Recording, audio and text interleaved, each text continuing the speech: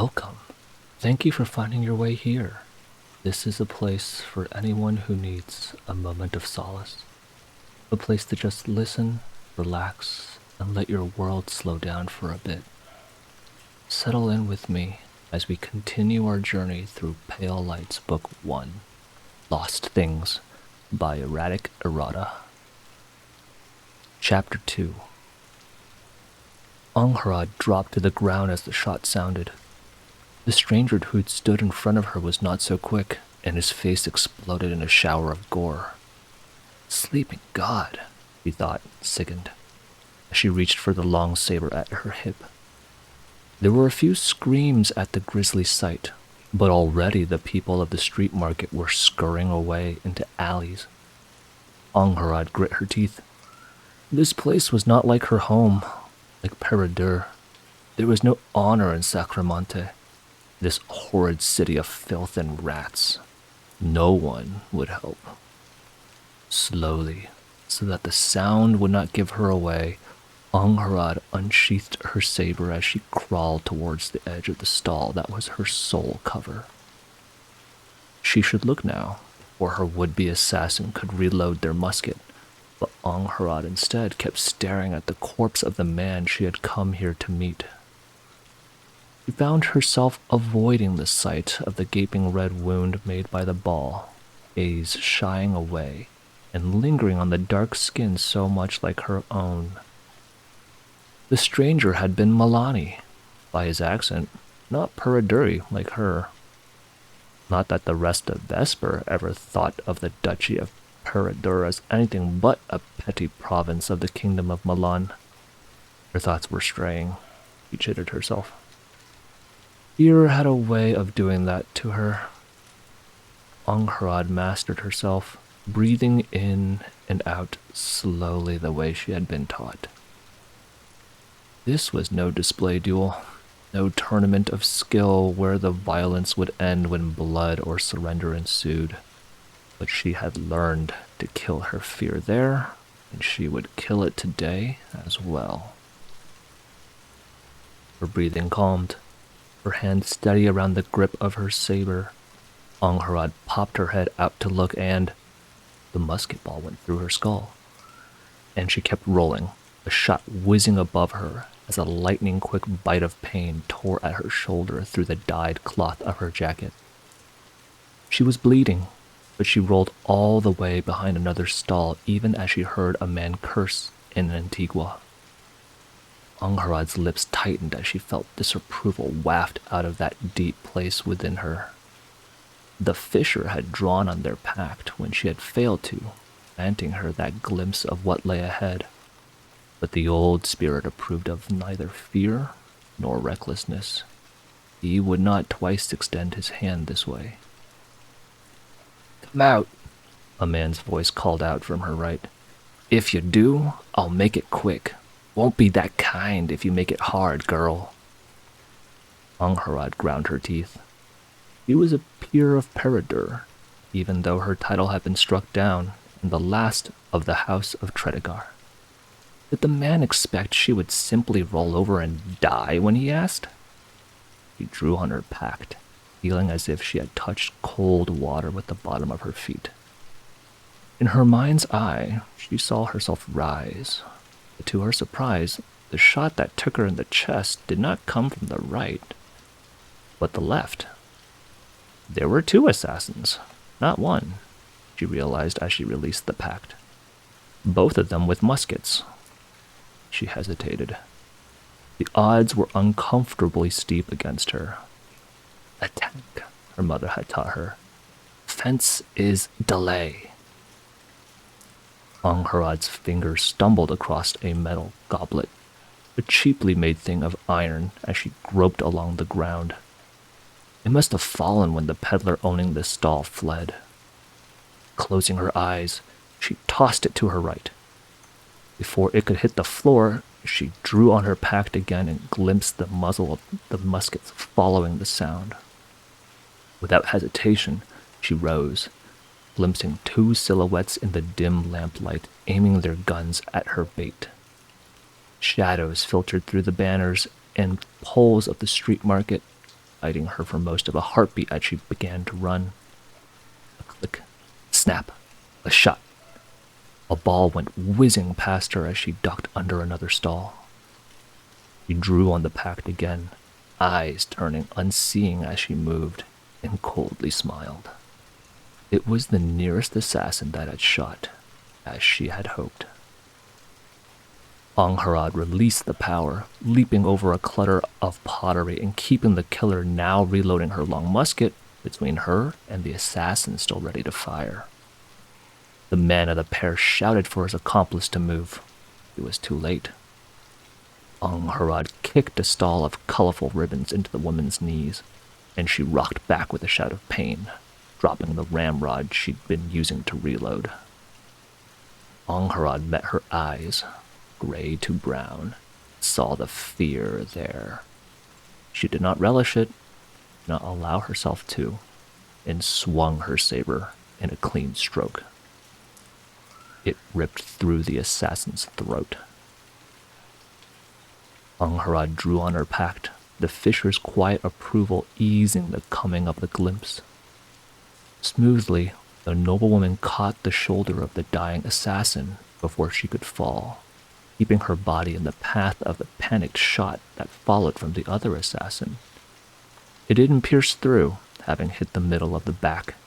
Angharad let the body drop as she leapt over the stall before her. The man was a tall and thin Learganan, and his fear spread across his face like ink soiling water. He did not lose his wits, though, and kicked the last stall between them towards her. It toppled piles of dyed cloth, but Angharad had been quicker, and she was already leaping over it. Her landing was off, and she wasted a moment steadying her footing, long enough for the man to strike at her with the butt of the musket. Right into her shoulder, she swallowed a groan. That would bruise. She struck his chin in return, the guard of her saber crunching bones satisfyingly as the side of her blade bit into flesh, and with a hiss of pain, the assassin dropped his musket. In his eyes, Angharad saw the knowledge of his own death as the gun clattered on the floor. She did not strike, could not. The edge of her blade rested against the side of his neck. "Pick up your weapon," Angharad ordered, her Antigua crisp. The man went still, eyes flickering to the blade, and then back to her. The fear drained, replaced with a smirk. "It's true, then, about you Milani nobles," he said. "All about honor, won't strike an unarmed man." Angharad did not answer, simply withdrawing her blade and taking half a step back. "Frickin' fools you are," the man mocked. "Worse than any infant son. I'll just leave, and what are you going to—" The point went through his eye and into his skull, Angharad snapping her wrist to withdraw the blade cleanly. There was some debate among scholars whether a fair chance to take up one's weapon should be considered 3 or 5 breaths, so she had waited a full 5. She did not like to walk too close to the line in matters of honor. "I am not Milani," he coldly informed the corpse as it toppled. She was of Peredur, and the people of the High Isle had their own ways. He knelt to wipe the blade on his tunic before sheathing it, idly going through his pockets. Few copper coins, powder, and shot. Took the coin, as she would need them for the corpse price, and it had been won cleanly by blade. The other assassin bore even less coin, and a small dagger. The noblewoman returned to the cooling body of the man who had died trying to pass a message to her, the forever nameless Milani, and set the copper coins above his heart in a circle. It was an old custom. The coin was for anyone to take who would be willing to see the body properly burned or buried. Feeling dirtied for putting her fingers to a corpse she had not made, Angharad forced herself to look through the dead man's pockets for a message. To her relief, A pocket within his blood-spattered coat contained a folded letter. It was from Uncle Ossian. There was no mistaking it. The small red seal keeping the letter closed displayed the two-tailed snake of House Tredegar. Ossian, her mother's youngest brother, had been allowed by her to keep using the family arms even though he had gone into exile to join the Watch. Though they were estranged, Mother had always said it was more by reason of distance than bitterness. That distance was also why her uncle was the sole surviving member of Angharad's family, for the sleeping god moved in mysterious ways. She took the letter, not yet breaking the seal, and tucked it away beneath her coat. She looked around warily, still alone for now. The city guard might be hopelessly and infamously corrupt. Even they would not simply ignore killing in the streets of Sacramonte. Best be gone by the time they arrived. Angharad took to the streets, going back the way she had come. Tolo district was a maze of slender canals and curved bridges, its stone facades painted in shades of red and yellow that looked vivid in the warm light of the great pillars of pale stone. Those relics had been laid down every few blocks back in the days of the Second Empire. She had found them a wondrous sight at first, for her homeland had nothing like them. Only the Liurganin at their height had been able to afford the luxury of letting stone pillars soak in the glare for decades. She had since shed the wonder. The warm glow of the pillars had weakened over the centuries, and now there were always shadows between their reach. The glories of the Second Empire were long gone, broken by great wars with the devils of Pandemonium, and the even more brutal wars between the powers that had emerged to claim primacy after the fall of Liurgan. Another century, Angharad thought as she passed through a grove of orange trees, and the glare in these pillars would fade entirely. Sacramonte had fallen far from the peerless jewel of the Trebian Sea it had once claimed to be, and it fell a little further every year. The young noblewoman ignored the few street merchants who called out to her as she found the street she had been looking for, recognizing the painted eyes in red and blue on the side of a baker's shop. It made her uncomfortable that people, commoners, would call out to her in such a way, and there were so many of them. Angharad had visited many cities in Milan when she dueled still, but not even the capital of the kingdom was so thick with people as Sacramonte. It made her feel cramped somehow. The inn she was staying at was one of her uncles that had directed her to by letter. A small but clean establishment where she was assured of the hostess's discretion. The middle-aged matron, a stout woman by the name of Luna, welcomed her with a smile as she passed the green-painted threshold. "Lady Momraire," the hostess said, "you've returned early. Will you be in want of a meal then?" Angharad's answering smile was stiff. It was not a lie, the name she had given. No peer of Peredur could be recognized in the rolls of the kingdom's nobility without first taking a Milani name, her own being Anwar Moraire. It had been the compromise honor allowed her between the secrecy Uncle Ossian had urged her to and the dishonor inherent in deceiving one whose roof you stayed under. It sat ill with Angharad for all that she knew it was necessary, and Luna's graceful manners in referring to her by the name and title were as a little twist of the knife every time. "I do not yet know," Angharad replied. "I have correspondence to attend to before I can give you answer. Is the solar vacant?" "It is, my lady," Luna nodded, "and I tidied it up this morning too. Enter as you please." Angharad thanked her hostess and went up the stairs. She slipped into her room, long enough to shed her jacket and grimace at the red staining her pale shirt. The ball had nicked the back of her shoulder, deep enough to bleed her, if not to touch muscle. Mother had shown her how to dress a wound when she'd been a girl, and still dreamed of her following in her footsteps as a sea captain, so she clumsily cleaned the wound and wrapped a bandage from her trunk around her shoulder.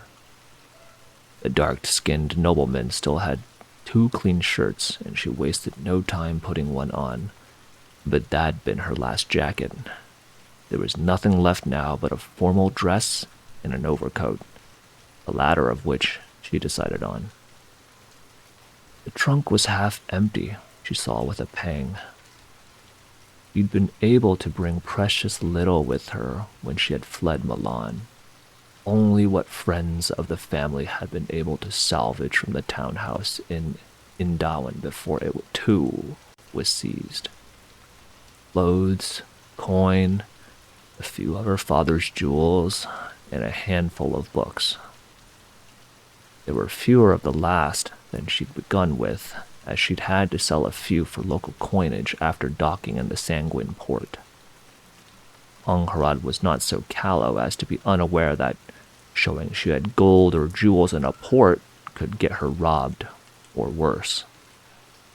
She still had all 3 of Yabanathi's poems, at least her very favorites in all the world.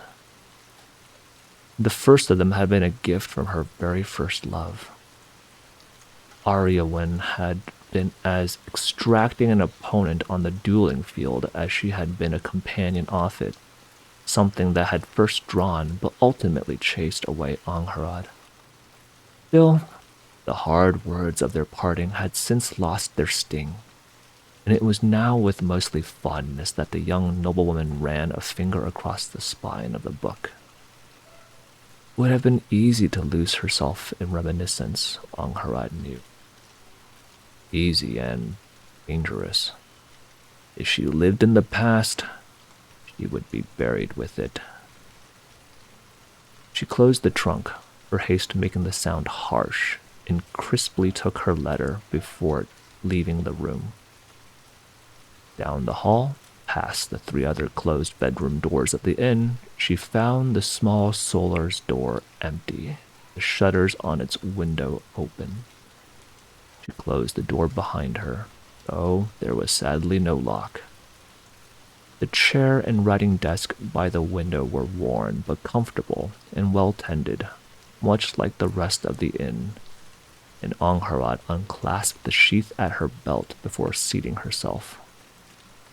She sighed, leaning back as the scent of lemons and oranges drifted through the window on a subtle breeze. After a long moment, readied, she broke the seal on the letter and opened it.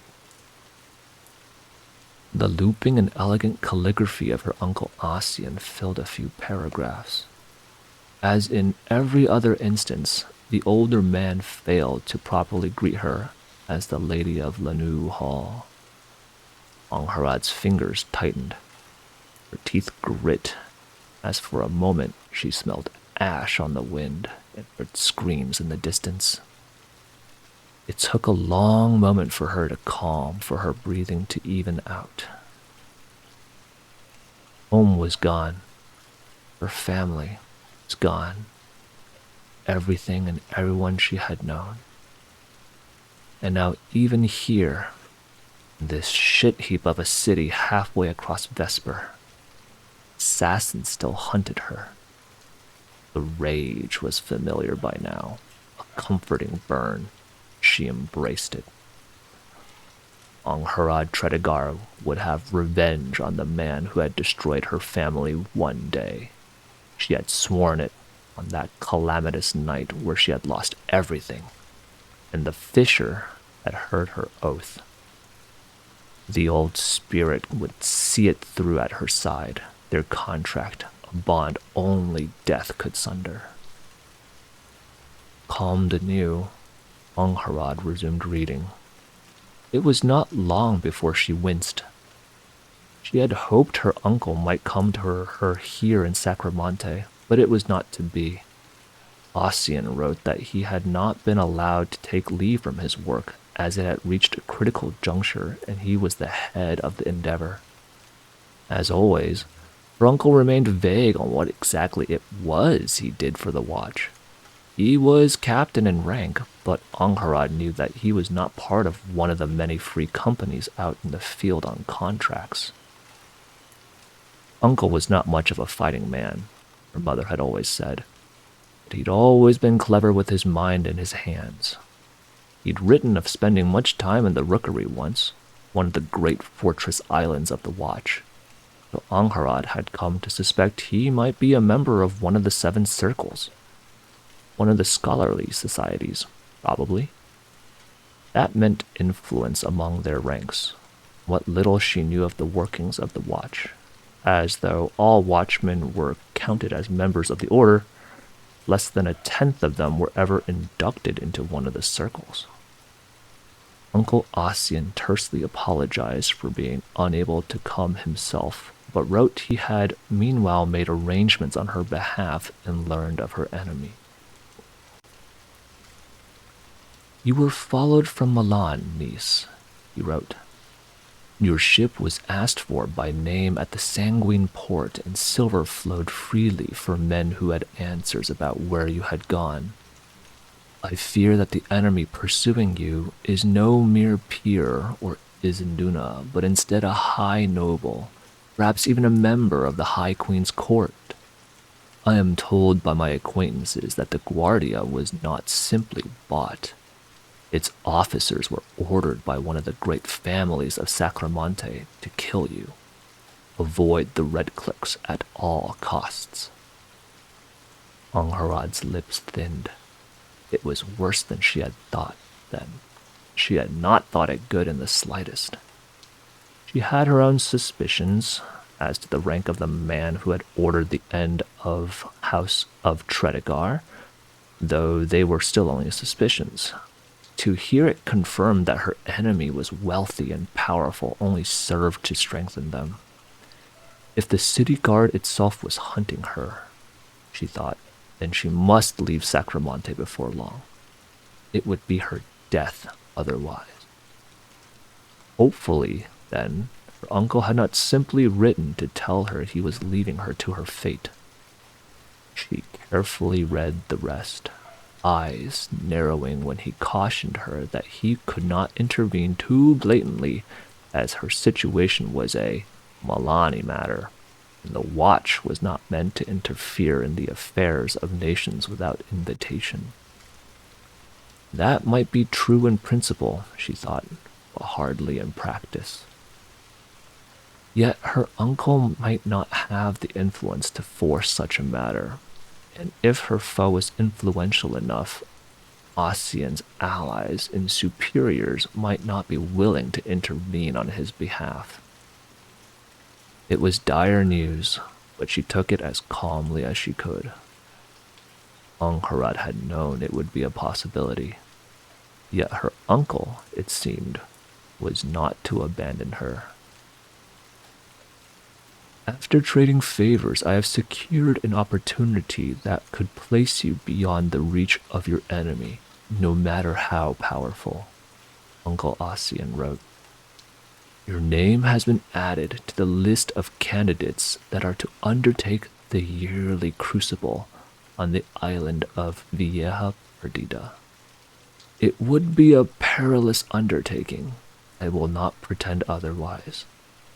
Fewer than 1 in 5 survive, yet to succeed would make you a full-fledged member of the Watch, immediately robbing your foe of the ability to frustrate attempts at more traditional enrollment.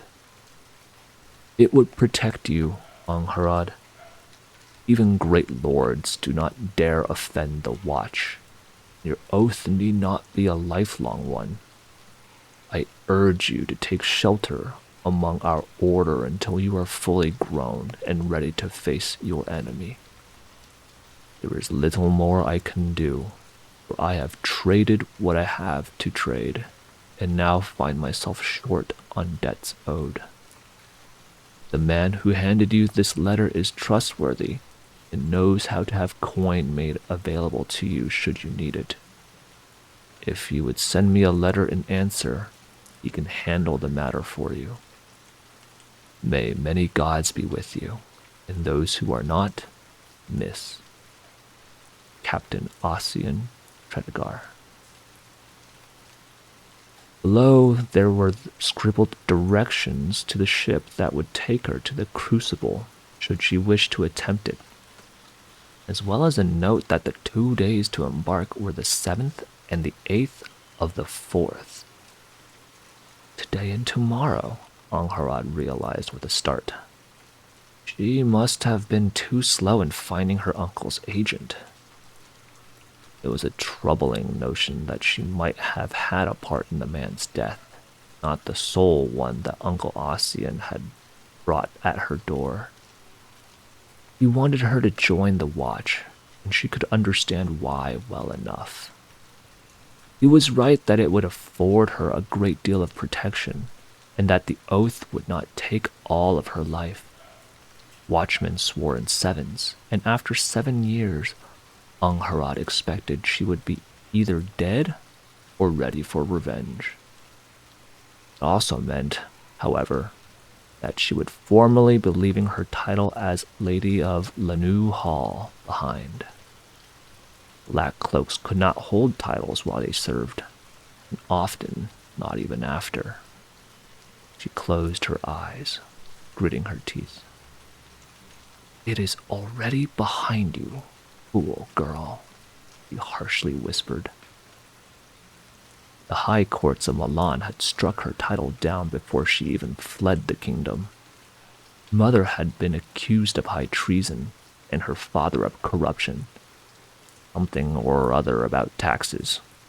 So the High Queen of Milan had given her assent to the removal of her family from the rolls of nobility. In the eyes of the law, Angharad was no longer a peer of Peredur. The title she claimed was a meaningless one, and yet the thought of surrendering it felt like hot coals in her belly. She thought of ash and screams again, shivering. It felt like a betrayal to abandon the title when she was the sole survivor of that horror. Would she really spit on the memory of her parents in this way? No, she decided. Her situation was not yet so dire that she could not attempt to write her uncle again for another solution. She still had coin enough to last a few months, and even if Ossian's agent was dead, her uncle would still be contacted through the offices of the watch in Sacromonte. Folding the letter and tucking it away in her coat, Angharad opened the drawer on the side of the desk and took both paper and ink. She had a quill of her own in her trunk, and she rose to fetch it. The door opened, and Angharad froze. At the top of the stairs, a man in a red cloak was standing with a pistol in hand. Another was coming up the stairs behind him, and a moment of perfect stillness followed as Angharad met the guardsman's eyes. The pact came easy, telling her she was but a moment away from a shot being fired at her. Shit, the red-cloaked man swore, raising his pistol in his voice. It's her! Angharad shut the door just in time, the ball tearing into it like a spray of wooden shards. Keeping a foot on the door, she hastily snatched up her sheathed saber as another shot thundered through against the wood. She could hear men shouting about breaking down the door. They must have thought it was locked instead of simply being held. Going through the corridor would be suicide, she thought, even if there were only 2 of them, which she doubted. That left... Angharad glanced at the window, dipping into her pact. She grimaced. She'd get shot. The timing was slightly off. She released the pact and pulled at it again, trying to find the right moment. The door was about to be knocked down by two men using a bench. She saw. It was now or never. Angharad, holding her sheathed saber in hand, hurriedly crawled atop the table and pushed her way through the shutters even as the door was smashed down behind her. She fell through and down into the street, even as the guard in the street below hastily snapped a shot at her and missed by a wide margin, ball ricocheting inside the solar. She landed on her feet, crouching down with a shout of pain, but gritting her teeth as she forced herself to move. She dipped into the pact and coldly smiled at what she saw. The red-cloaked woman in front of her had a long cudgel in hand, but she dropped it to unsheath a short sword. It was a mistake. Darting forward before the cudgel hit the pavement, Angharad smashed the pommel of her saber in this woman's throat and, as she began choking, slipped behind her. The shot that came from the solar window took the guardswoman in the belly. There were screams and shouts inside the inn, red-cloaked guards forcing their way back out to pursue, but Angharad took off at a run. You might not know the city, but a head start was a head start. She ran until she was out of breath, crossed bridges and markets, until she was sure she had lost the men and the women of the Guardia. Only then did she allow herself to hide in a shady nook near a pale stone pillar and belt her sheath properly again. Gritting her teeth, she found herself leaning her forehead against a brightly painted wall. She'd been found. And now the red cloaks would have confiscated the last of her worldly possessions, leaving her with a wealth of 3 silver arbles in her pockets and the clothes on her back. That, and her saber, was now the sum of what Angharad Tredegar owned. She would have wept were she not so angry at them for the unfairness of it all. But there was, she remembered, one last thing on her. The same letter she had tucked away, the salvation Uncle Ossian had offered. With trembling fingers, Angharad took it out and unfolded it. The bottom of the letter, scribbled, was the name of the ship awaiting at Fishmonger's Quay. The Bluebell. The young noblewoman breathed out, found her center, and tucked away the letter once more. Bury the past, Angharad murmured, or be buried with it. It was as simple as that. There was no refuge left to her save for audacity, and she would not meet whatever fate awaited her cowed or trembling. Angharad straightened her back, strode back into the light.